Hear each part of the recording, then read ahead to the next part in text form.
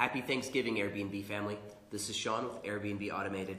Thank you for watching this video, Airbnb hosting tips, pricing strategy for slow season. This video is actually going to be kind of like a little business school overview on what supply and demand is, how that affects your listing, and what you can do about setting your prices and timing it right. That way you can maximize your occupancy while lowering your risk, and that way you don't end up competing with everybody at the bottom. So let's get right to it.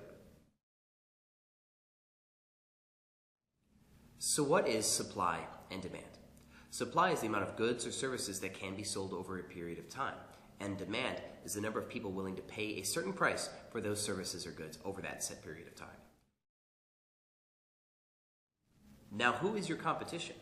You may think that your Airbnb neighbors are because they can get a booking before you and it could cost you a booking that would have been yours, but you're thinking too small there.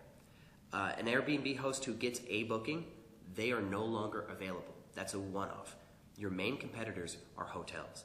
They have 300, 500 rooms in one building right down the street from you. And if they're beating you on value, price, or whatever you think you're marketing, they'll beat you 300 times over before you can get booked.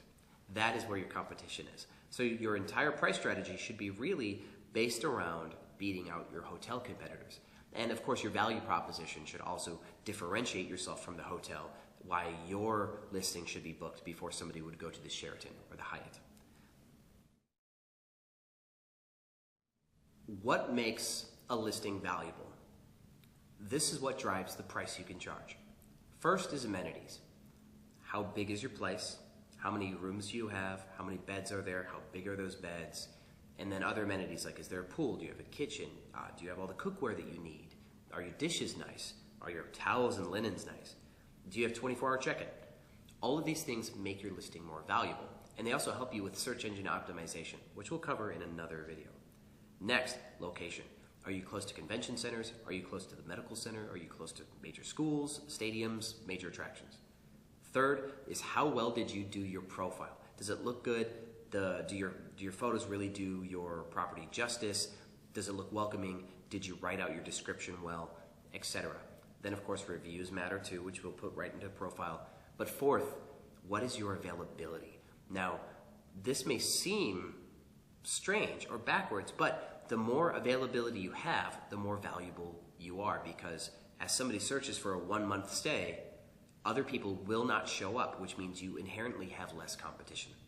So availability equals value. So what does supply and demand mean for your pricing strategy? Now, you should be more expensive than your neighbors because this is good for you in the long run, and I'll tell you why.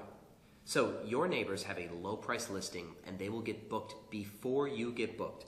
People who are just looking to come in for a couple nights, people maybe come in for a week. Week-longs are great, but eventually, as time goes by, their schedules will start to fill up with little dates, little stays, and that will leave them unavailable to host bigger reservations, 2-week long, 1-month longs.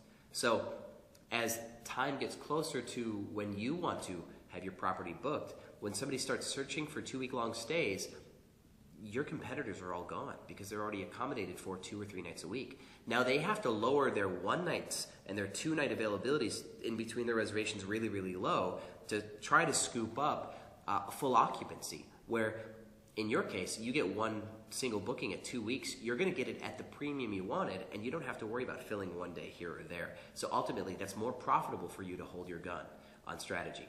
So now how this affects your pricing strategy over time will be you hold on price and watch your competitors. You put all of your local competitors in like favorites folders in your browser so you can keep spying on their availability. You're going to notice that some start booking certain days. If you notice that all of your competitors are booking on the same exact days, look at to why. There probably is a special event and you can actually raise your prices for the days that your competitors are all booked on because you are the only supply in a sea of demand for those 2 nights. For example, in Houston, we have something called Day for Night, December 17th. So people are booking December 15, 16, and 17, and everything's all booked up. So I'm setting up a few new properties, and I'm automatically going to set those prices nice and high because I know about it.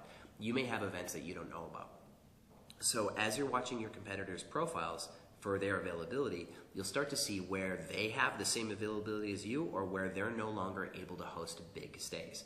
Now, about a week out, if you actually have true competition for long-term stays, then you should really consider about lowering your prices.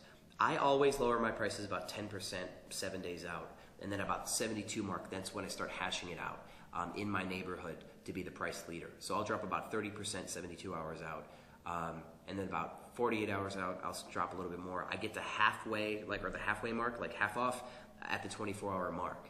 Now, I'll reprice at multiple points same day to make sure that I get booked, because you absolutely want some income instead of none. So even if you make very little money on your listing because you drop the price down to 25% of its original cost, 4 o'clock in the afternoon, at least you'll get booked. But this is the risk that you take in order to make sure that you are fully available most of the time, while your competitors, of course, were competing at the bottom and getting like little mini 1 or 2 night stays. Your value long term will be a big return. So to overview, we've got a few rules to follow. 1, spy on your competition, put them in favorites folders. 2, really set your prices and your value proposition around your hotel competitors, because they are the ones that can really level you if you do a bad job at this. 3, hold your prices, don't be scared, and wait it out for your Airbnb competitors to start losing availability. 4th, start changing your prices slightly, maybe at a week out. Of course, this is in response to your competition's availability, and then really start to hash it out at the 72-hour mark. Now, additionally, make sure that your listing looks good. Make sure your photos are great, that you maximized how you market your amenities and everything else, so that way you can justify the value you want to charge. Because if you charge an absurd amount of money for your listing, even if you're the only person on this planet who can give them a listing, some people just won't pay it. They'd rather sleep in their car.